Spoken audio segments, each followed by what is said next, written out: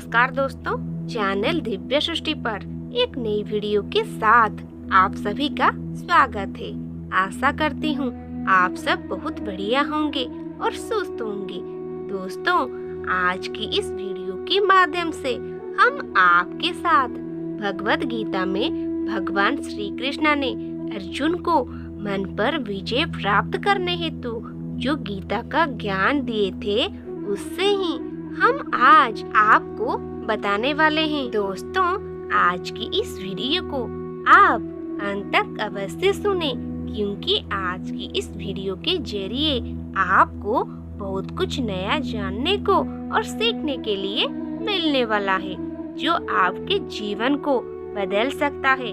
दोस्तों, आज की इस वीडियो में हमने जो कुछ भी जानकारी आपको बताने वाले हैं, वो सब जानकारी हमने श्रीमद् भगवत गीता से ली हुई है। तो दोस्तों, बिना समय को गवाए चलिए आज की इस आध्यात्मिक वीडियो की शुरुआत करते हैं। दोस्तों, भगवत गीता में भगवान श्री कृष्ण अर्जुन से कहते हैं कि हे अर्जुन, जिस व्यक्ति ने अपने मन को जीत लिया हुआ है, उसके लिए उसका मन सर्वश्रेष्ठ मित्र है, और जो व्यक्ति ऐसा नहीं कर पाया है, उसके लिए उसका मन सबसे बड़ा शत्रु बना रहेगा। और भगवान श्री कृष्ण कहते हैं कि जिसने अपने मन को जीत लिया हुआ है, उसने पहले ही परमात्मा को प्राप्त कर लिया हुआ है, क्योंकि उसने शांति प्राप्त कर ली है। और इस तरह के पुरुष के लिए सुख, दुख और सर्दी, गर्मी एवं मान अपमान एक सा होता है। इसीलिए हे अर्जुन, अगर तुम्हें अपने जीवन में सुख और शांति चाहिए, तो तुम्हें अपने मन को अपने बस में करना होगा। दोस्तों, भगवान श्री कृष्ण के मुख से ये बात सुनने के बाद अर्जुन भगवान श्री कृष्ण से कहता है कि हे मधुसूदन, ये कहना तो बहुत आसान है कि तुम अपने मन पर काबू पालो और तुम अपने मन के स्वामी बन जाओ, परंतु यही तो सबसे दुष्कर कार्य है, क्योंकि मेरा मन तो वायु की तरह चंचल, हट्टी और अत्यंत बलवान है, और इस कारण मुझे अपने मन को अपने बस में करना बहती हुई हवा को अपने बस में करने से भी ज्यादा कठिन लग रहा है। इसीलिए हे माधव, मुझे ये बताइए कि आखिर ये मन क्या है और इस मन को अपने बस में मैं कैसे कर सकता हूँ। दोस्तों, अर्जुन का ये प्रश्न सुनने के बाद भगवान श्री कृष्ण अर्जुन से कहते हैं कि हे अर्जुन, मानव का मन मानव के शरीर का एक अदृश्य अंग है, जो बाहर से कभी भी दिखाई तो नहीं देता है, किंतु वही मानव के शरीर का सबसे शक्तिशाली अंग है। मानव को मैं के घमंड की मदिरा पिलाकर मदहोश करने वाला पाखंडी केवल ये मन ही है। उसी के हाथों में मोह माया का जाल है, जिससे वो मनुष्य की कामनाओं पर डालता रहता है और उससे अपने काबू में करता रहता है। मानव का मन शरीर से भी मोह करता है और अपनी खुशियों से और अपने दुखों से भी मोह करता है। खुशियों में ये मन खुशियों भरा गीत गाता है, और दुखों में यही मन दुख भरे गीत गुनगुनाता है। दूसरे लोगों को अपने दुख में शामिल करके मनुष्य के मन को बहुत ज्यादा खुशी मिलती है। किसी भी मानव को उसका मन जीवन के आखिर तक अपने जाल से इतनी आसानी से बाहर निकलने नहीं देता, और इस तरह से उसे अपने रस्सी में बांधकर उससे तरह तरह के नाच नचवाता रहता है। और ये सब तब तक चलता रहता है जब तक कि वो व्यक्ति अपने आप को अपने मन के अधीन रहने देता है। और जब वो व्यक्ति अपने मन के अधीन ना रहकर अपने मन को अपने अधीन कर लेता है, तब उसका मन उसी के काबू में आ जाता है। मनुष्य का मन मनुष्य को जीवन के अंत तक इतनी फुर्सत भी नहीं देता कि वो अपने अंतर में झांककर अपने अंतरात्मा को पहचाने और उस आत्मा के अंदर जिस परमात्मा का यानी कि परमेश्वर का प्रकाश है, उस परमेश्वर का साक्षात्कार कर सके।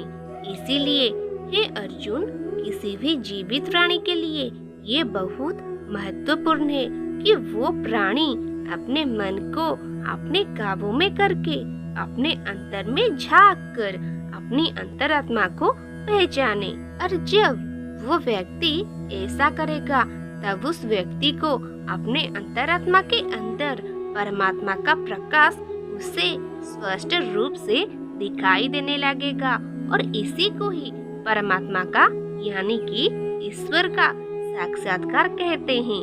हे अर्जुन, मानव का शरीर एक रथ की तरह ही है, जैसे आँख, नाक, कान, जीभ और त्वचा आदि। और इन सभी पांचों इंद्रियों रूपी घोड़ों को जो सारथी चलाता है वही सारथी हमारी बुद्धि है, और उस सारथी के हाथों में जो लगाम है ना, वही हमारा मन है। और उस शरीर रूपी रथ में बैठा हुआ स्वामी ही मनुष्य की आत्मा है।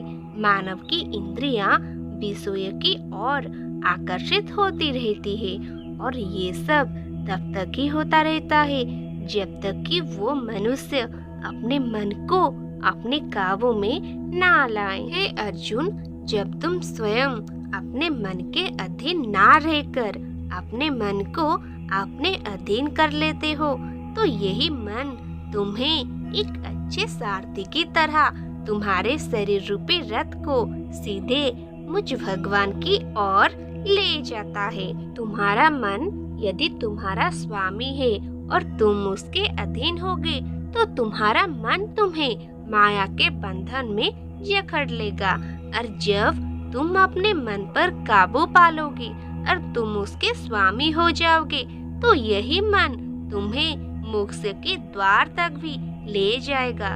हे अर्जुन, अब मैं तुम्हें मनुष्य के मन को काबू में कैसे लाते हैं उसके बारे में बताता हूँ, जो तुम्हारे लिए और उस व्यक्ति के लिए बहुत महत्वपूर्ण है जो अपने मन को अपने बस में करना चाहता है। इसीलिए तुम इससे अपने हित के लिए ध्यान से सुनो।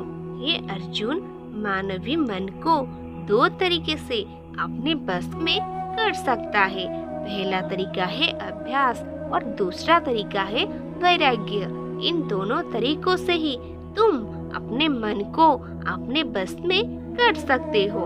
अब इन दोनों तरीकों के बारे में मैं तुम्हें अब विस्तार से बताता हूँ। दोस्तों, अभ्यास का अर्थ है निरंतर अभ्यास, यानी कि अपने मन को एक काम पर लगा दो, वो वहाँ से भागेगा, उसे फिर से पकड़ कर लाओ, फिर वो वहाँ से फिर से भागेगा तो फिर उसे फिर से पकड़ो, और ऐसा बार बार करना पड़ता है। फिर कहीं जाकर ये हमारे बस में आ जाता है और इसी से ही अभ्यास करना कहते हैं।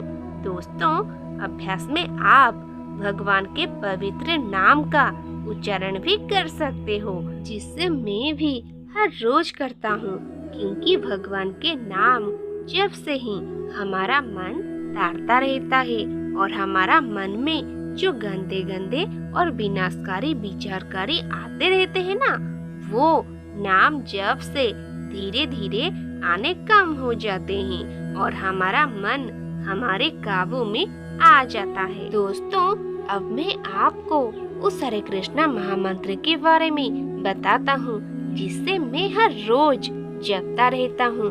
दोस्तों, ये मंत्र पौराणिक संप्रदाय यानी कि गंडी वैष्णव संप्रदाय से आया हुआ है, इसीलिए मैं ये मंत्र आपको सजेस्ट कर रहा हूँ। हरे कृष्णा कृष्ण कृष्ण हरे हरे, हरे राम राम राम हरे हरे। दोस्तों, अब आपके मन में ये सवाल जरूर आया होगा, जो सवाल अर्जुन के मन में भी आया था कि अगर अभ्यास से ही हमारा मन हमारे बस में आ जाता है, तो फिर वैराग्य की क्या आवश्यकता है और आखिर ये वैराग्य क्या है? तो इसका जवाब देते हुए भगवान श्री कृष्ण कहते हैं कि हे अर्जुन, वैराग्य की आवश्यकता इसीलिए ही है क्योंकि एक बार हमारा मन जब ठीक रास्ते पर आ जाने के बाद हमारा मन फिर से उल्टे रास्ते पर ना चला जाए, इसीलिए वैराग्य की आवश्यकता है। क्योंकि इंद्रियों के विषय मानव के मन को सदा उल्टे रास्ते पर आकर्षित करते रहते हैं, यानी कि काम की तृष्णा, भोग विलास, मोह आदि की इत्यादि चीजें मानवीय मन को फिर से अपने ओर खींच लेती है। इसीलिए हमारे मन को ये समझना बहुत जरूरी है कि ये सारे विषय यानी कि काम की तृष्णा, भोग विलास, मोह आदि इत्यादि ये सब चीजें मिथ्या और मोह का भ्रम है। जब हमारा मन इस सत्य को अच्छे से समझ लेगा तो उससे इन सभी विषयों से मोह नहीं रहेगा, बल्कि उससे वैराग्य हो जाएगा और इसी से ही वैराग्य कहते हैं। दोस्तों, अगर आप भी इन दोनों तरीकों को अपने जीवन में अपना लेते हैं तो आप भी अर्जुन की तरह अपने मन को अपने बस में कर सकते हैं। दोस्तों, आज के इस गीता का ज्ञान वीडियो में सिर्फ इतना ही है। दोस्तों, आज की इस वीडियो आपको कैसे लगी ये हमें नीचे दिए गए कमेंट बॉक्स में कमेंट करके जरूर बताइए। साथ ही यदि आज की इस वीडियो आपको सच में पसंद आई होगी तो प्लीज इसे अपने दोस्तों के साथ भी अवश्य शेयर करें और ऐसे ही आध्यात्मिक वीडियो देखने के लिए हमारे चैनल दिव्य सृष्टि को सब्सक्राइब करें। साथ ही बेल आइकन को प्रेस करें ताकि अगली वीडियो की नोटिफिकेशन सबसे पहले आप तक पहुंचे।